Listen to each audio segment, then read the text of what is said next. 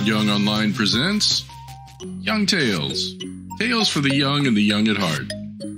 Today's story, Little Brother and Little Sister by the Brothers Grimm. Little brother took his little sister by the hand and said, "Since our mother died, we have no happiness. Our stepmother beats us every day, and if we come near her, she kicks us away with her foot. Our meals are the hard crusts of bread that are left over. The little dog under the table is better off, and she often throws it a nice bit. May heaven pity us. If our mother only knew. Come, we will go forth together into the wide world." They walked the whole day over meadows, fields, and stony places, and when it rained, the little sister said, "Heaven and our hearts are weeping together." In the evening they came to a large forest, and they were so weary with sorrow and hunger and the long walk that they lay down in a hollow tree and fell asleep. The next day when they awoke, the sun was already high and shone down hot into the tree. Then the little brother said, "Little sister, I am thirsty. If I knew of a little brook, I would go and take a drink. I think I hear one running." The little brother got up and took the little sister by the hand, and they set off to find the brook. But the wicked stepmother was a witch, and had seen how the two children had gone away.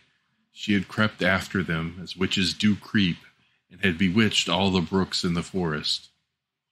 Now when they found a little brook leaping brightly over the little stones, the little brother was going to drink out of it, but the little sister heard how it said, and it ran, "Who drinks of me, a tiger be? Who drinks of me, a tiger be?" Then the little sister cried, "Pray, dear little brother, do not drink, or you will become a wild beast and tear me to pieces." The little brother did not drink, although he was so thirsty, but said, "I will wait for the next spring." When they came to the next brook, the little sister heard this say, "Who drinks of me, a wild wolf be? Who drinks of me, a wild wolf be?" Then the little sister cried out, "Pray, dear little brother, do not drink, or you will become a wolf and devour me." The little brother did not drink, and said, "I will wait until we come to the next spring, but then I must drink. Say what you like, for my thirst is too great."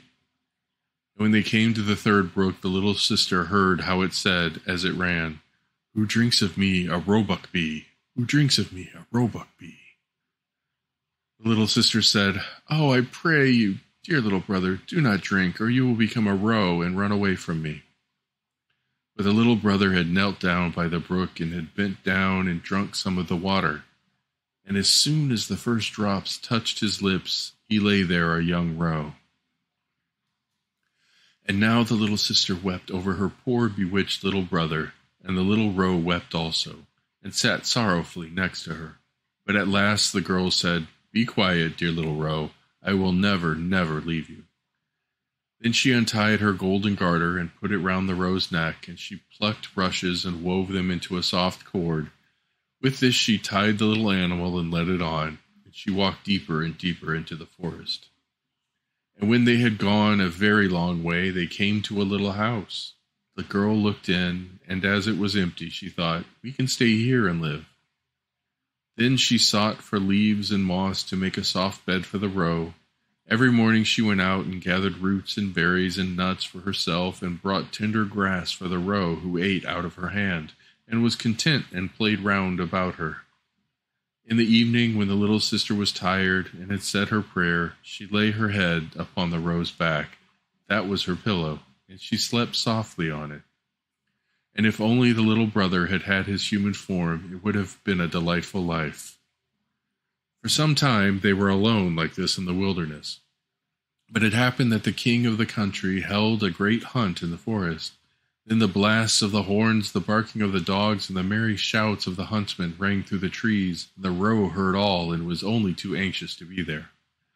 "Oh," he said to his little sister, "let me be off to the hunt. I cannot bear it any longer." And he begged so much that at last she agreed. But she said to him, "Come back to me in the evening. I must shut my door for fear of the rough huntsman. So knock and say, 'My little sister, let me in, that I may know you.' And if you do not say that, I shall not open the door."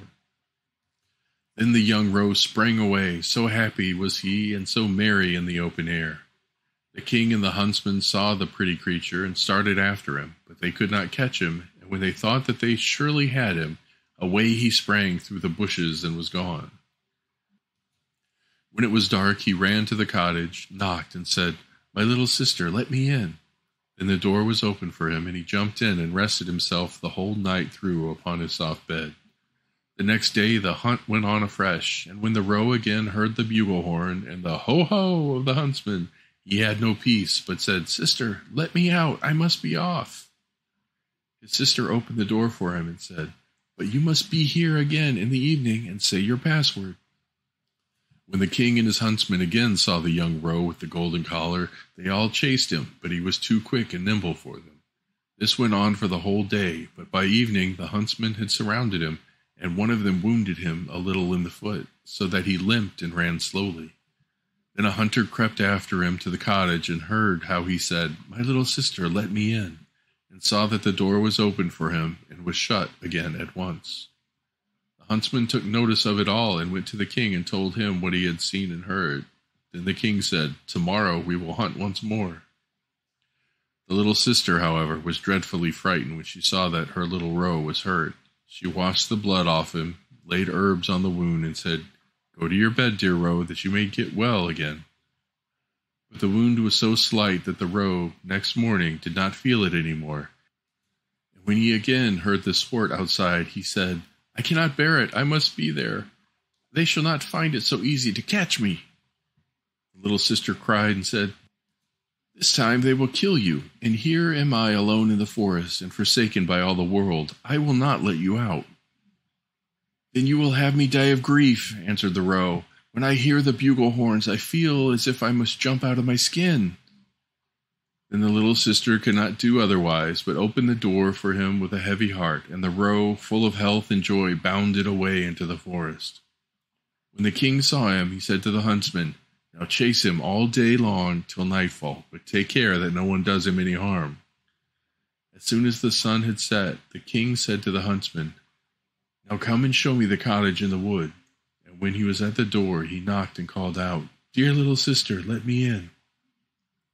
Then the door opened, and the king walked in, and there stood a maiden more lovely than he had ever seen. The maiden was frightened when she saw, not her little roe, but a man with a golden crown upon his head. But the king looked kindly at her, stretched out his hand, and said, "Will you go with me to my palace and be my dear wife?" "Yes, indeed," answered the maiden, "but the little roe must go with me. I cannot leave him." The king said, "He shall stay with you as long as you live, and shall want nothing." Just then he came running in, and the little sister again tied him with the cord of rushes, took it in her own hand, and went away with the king from the cottage. The king took the lovely maiden upon his horse and carried her to his palace, where the wedding was held with great pomp. She was now the queen, and they lived for a long time happily together. The roe was tended and cherished, and ran about in the palace garden. But the wicked witch, because of whom the children had gone out into the world, thought all that time that the little sister had been torn to pieces by the wild beasts in the wood, and that the little brother had been shot for a roe by the huntsman. Now, when she heard that they were so happy and so well off, envy and hatred rose in her heart and left her no peace, and she thought of nothing but how she could bring them again to misfortune. Her own daughter, who was as ugly as night and had only one eye, grumbled at her and said, "A queen? That ought to have been my luck."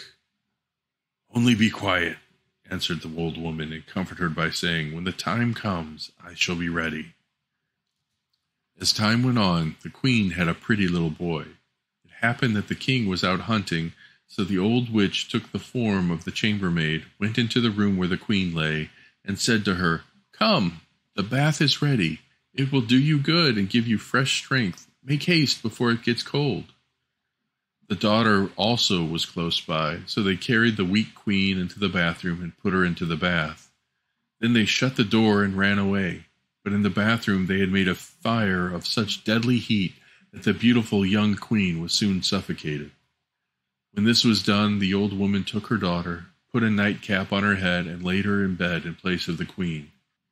She gave her, too, the shape and the look of the queen, only she could not make good the lost eye. But, in order that the king might not see it, she was to lie on the side on which she had no eye. In the evening, when he came home and heard that he had had a son, he was heartily glad, and was going to the bed of his dear wife to see how she was. But the old woman quickly called out, "For your life, leave the curtains closed. The queen ought not to see the light yet, and must have rest." The king went away and did not find out that a false queen was lying in the bed. But at midnight, when all slept, the nurse, who was sitting in the nursery by the cradle, and who was the only person awake, saw the door open and the true queen walk in. She took the child out of the cradle, laid it on her arm, and nursed it. Then she shook up its pillow, laid the child down again, and covered it with a little quilt. And she did not forget the roe, but went into the corner where he lay and stroked his back. Then she went quite silently out of the door again. The next morning the nurse asked the guards whether anyone had come into the palace during the night, but they answered, "No, we have seen no one." She came thus many nights and never spoke a word. The nurse always saw her, but she did not dare to tell anyone about it. When some time had passed in this manner, the queen began to speak in the night and said, "How fares my child? How fares my roe? Twice shall I come, then never mo." The nurse did not answer, but when the queen had gone again, went to the king and told him all. The king said, "Ah, heavens, what is this? Tomorrow night I will watch by the child." In the evening he went into the nursery, and at midnight the queen again appeared and said, "How fares my child? How fares my roe? Once more shall I come, then never mo." And she nursed the child as she was wont to do before she disappeared. The king dared not speak to her, but on the next night he watched again. Then she said, "How fares my child? How fares my roe? This time I come, then never mo." At that the king could not restrain himself. He sprang toward her and said, "You can be none other than my dear wife." She answered, "Yes, I am your dear wife."